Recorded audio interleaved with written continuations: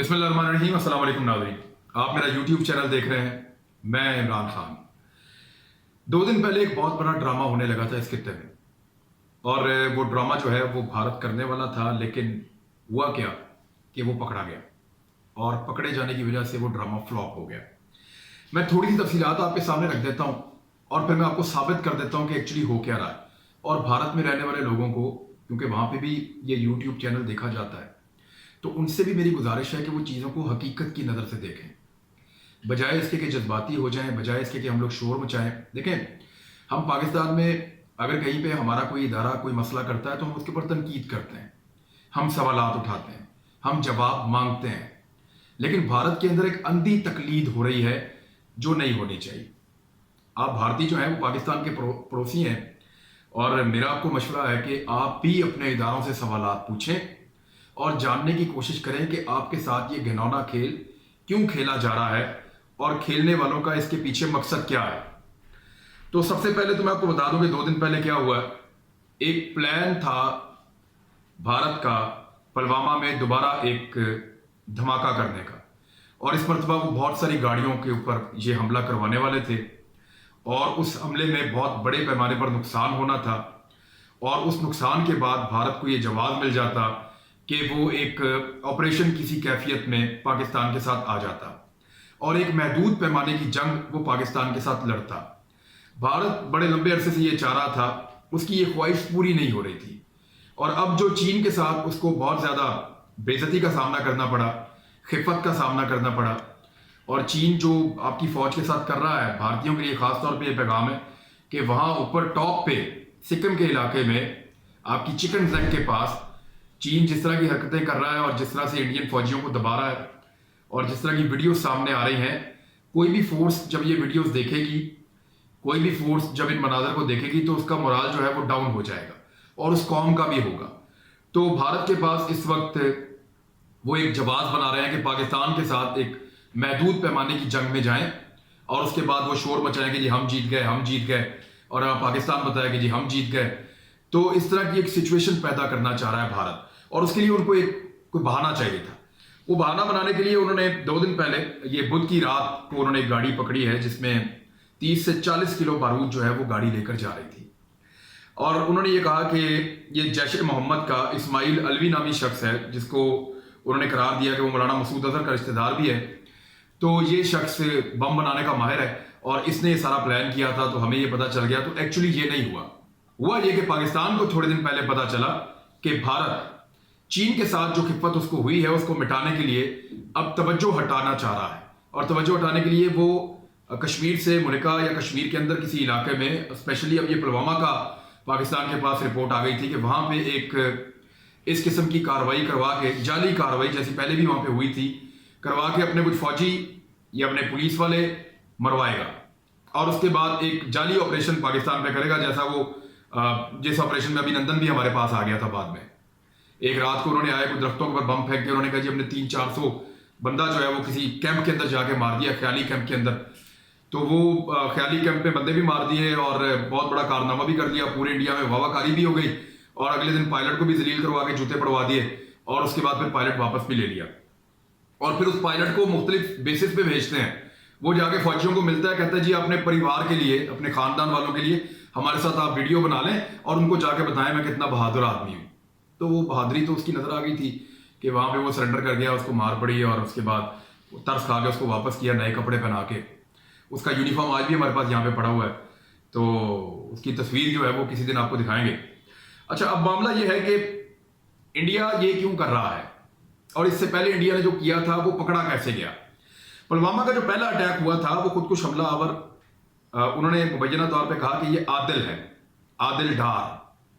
आदिल डार के बारे में एक कहानी मौजूद है पहले से ही कि आदिल डार के साथ जो है वो फोर्सेस ने जुल्म किया, वो बहुत परेशान था, उसने जाके अटैक कर दिया। ये पूरी कहानी इंडियन मीडिया ने भी दी, पाकिस्तान के मीडिया ने भी दी।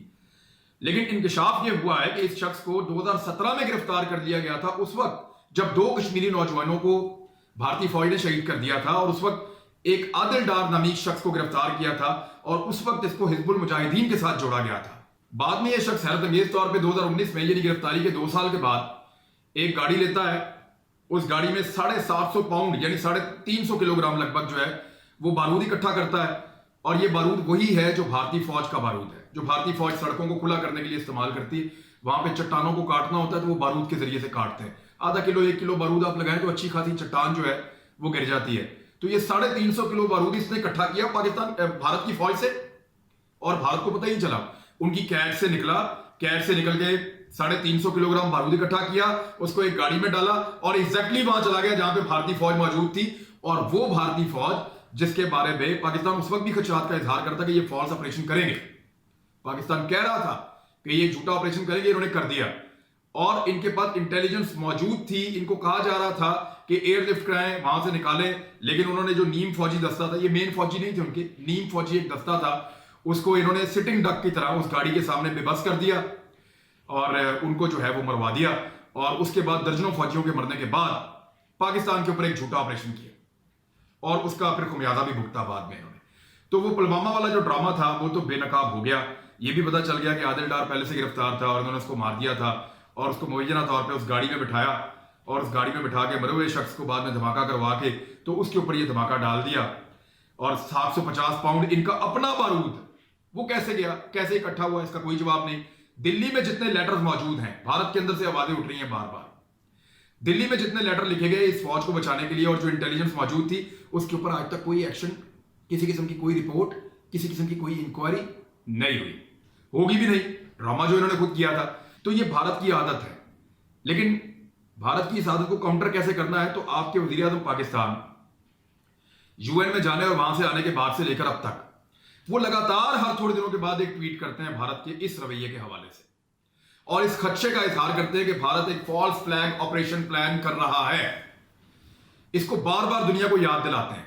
अब 2 दिन पहले भारत का प्लान जो है वो ऐसे नाकाम हुआ कि भारत ने जब इस प्लान को किया तो पाकिस्तानी इंटेलिजेंस को पता चल गया और पाकिस्तानी इदारों ने इस इंफॉर्मेशन को बाकायदा इंटीमेट कर दिया जहां जहां पे करना था, बैनुल अक़वामी सतह पे भी, और भारत को भी बता दिया कि हमें पता चल गया कि आप क्या चीज प्लान कर रहे हैं। तो उसके बाद भारत को मजबूरन फिर ये शो करना पड़ा जी हमने पकड़ लिया है, हमारे पास इंफॉर्मेशन आई थी। तो इंफॉर्मेशन कहां से आई थी? वो इंफॉर्मेशन हमने आपको दी थी जिसकी बुनियाद पे आपने इसको रोका है जो आप खुद करने जा रहे थे। तो ये चीज अब इसको क्लियर कर लें और इस चीज को जहन में रखें और भारत की आवाम को, भारत के इदारों से और हुकूमत से पूछना चाहिए कि आप फौजियों को मरवा के जानबूझकर और उनको जो है वो सिटिंग डक की तरह आप उनको निशाना बनवाकर और यहां पे अटैक करवा के एक झूठी जंग का, एक छोटी जंग का आप एक माहौल पैदा करके और अपनी इज्जत बचाने की कोशिश कर रहे हैं। चाहे जाके वहां पे लड़े जहां पे इस वक्त आपको कुट पड़ रही है, जहां पे आपकी मुर्गी की गर्दन इस वक्त चाइना के पंजे में है, उस जगह पे आपको जाके लड़ाई करनी है इस वक्त।